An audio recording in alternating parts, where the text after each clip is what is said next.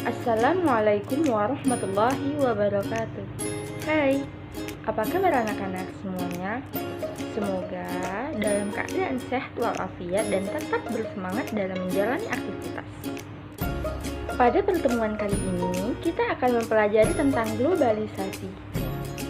Nah, sebelum memulai, Ibu ingin bertanya, apakah anak-anak sekalian pernah mendengar kata globalisasi? Dan kira-kira apa ya pengertian globalisasi? Baiklah, jadi globalisasi adalah suatu proses mendunia atau menuju satu dunia. Globalisasi disebabkan karena adanya perubahan iklim, budaya, ilmu pengetahuan, dan teknologi yang baru. Arus globalisasi itu mengalir dari negara-negara maju, kemudian dianut oleh negara-negara berkembang. Nah, setelah mengetahui apa itu globalisasi, kira-kira ada tidak ya dampak yang disebabkan oleh adanya globalisasi? Jawabannya ya, tentu saja ada. Dampak yang disebabkan oleh adanya globalisasi itu terbagi menjadi dua, yaitu dampak positif dan dampak negatif. Sekarang kita akan mempelajari apa saja sih dampak-dampak positif yang disebabkan oleh adanya globalisasi. Jadi, dampak yang pertama yaitu perubahan tata nilai dan sikap. Globalisasi mengakibatkan masyarakat di negara berkembang cenderung meniru sikap dan nilai-nilai dari negara-negara maju, seperti bekerja keras, mandiri, disiplin, sportif, rasional, dan lain sebagainya.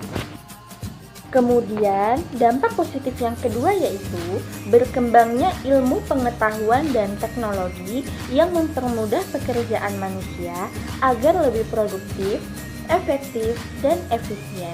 Contohnya, bisa kita lihat seperti penggunaan teknologi komputer, facsimile, handphone, siaran televisi, serta satelit yang telah mempercepat aliran informasi dan menembus batas dunia. Kemudian dapat kita lihat juga dari bidang transportasi, yaitu dengan adanya pesawat udara dan kereta api cepat yang memudahkan kita untuk pergi ke suatu tempat dengan cepat dan nyaman. Selanjutnya, dampak positif yang ketiga dari adanya globalisasi yaitu tingkat kehidupan masyarakat yang lebih baik. Seperti yang kita ketahui, dengan adanya globalisasi membuat para masyarakat bisa mengenal media internet untuk mempromosikan produknya maupun objek-objek wisata di daerahnya, sehingga pada akhirnya akan meningkatkan kehidupan manusia serta meningkatkan pendapatan negara.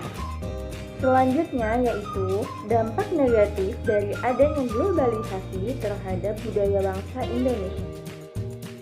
Yang pertama yaitu lunturnya nilai budaya asli di suatu bangsa.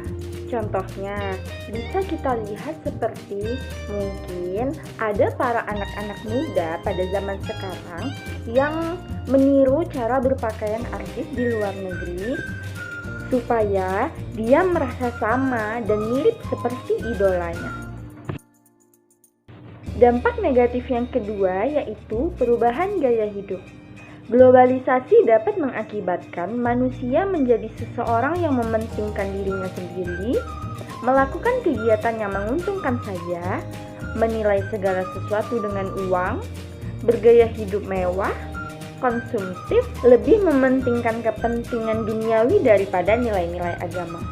Selanjutnya, dampak negatif yang ketiga yaitu terjadinya eksploitasi sumber daya alam, sehingga mengakibatkan kerusakan lingkungan yang ada di bumi kita.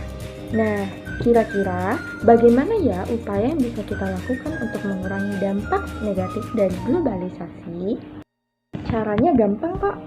Dengan cara yaitu yang pertama, kita harus menyaring segala yang datang dari luar dengan nilai-nilai budaya dan agama kita.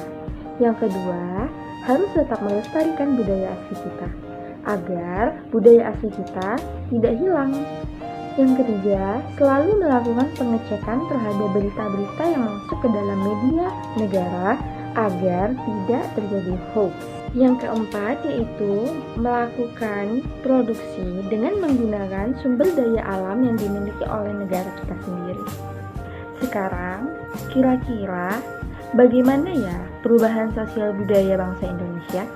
Globalisasi dapat mengakibatkan perubahan-perubahan seperti yang pertama yaitu perubahan bahasa.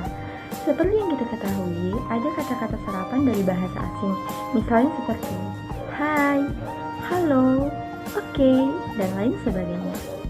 Perubahan yang kedua yaitu sistem pengetahuan. Pada zaman dahulu, orang belajar dengan zaman sekarang itu sangatlah berbeda.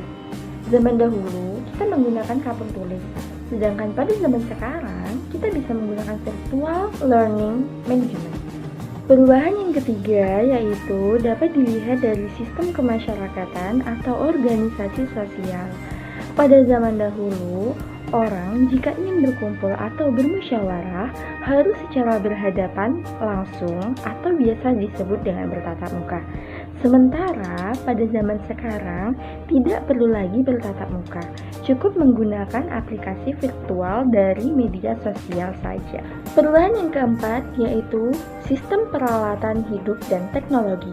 Contohnya seperti adanya komputer, transportasi yang lebih cepat, adanya alat komunikasi yang lebih canggih, dan lain sebagainya. Yang kelima yaitu sistem mata pencaharian hidup.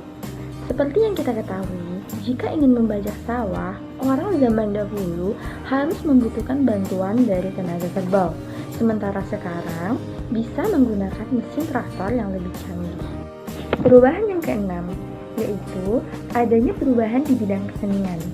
Dengan adanya globalisasi, maka akan menambah kekayaan kebudayaan baru karena terjadinya asimilasi dan akulturasi budaya, baik dari budaya luar dengan budaya asli kita. Nah, cukup sekian materi dari Ibu. Semoga apa yang Ibu sampaikan mengenai materi globalisasi tadi dapat menambah wawasan dan ilmu pengetahuan kita semua tentang globalisasi yang ada pada zaman sekarang ini. Jadi, selamat belajar dan tetap semangat. Jangan lupa untuk selalu tetap menjaga kesehatan agar kita tetap bisa beraktivitas seperti biasanya. Terima kasih.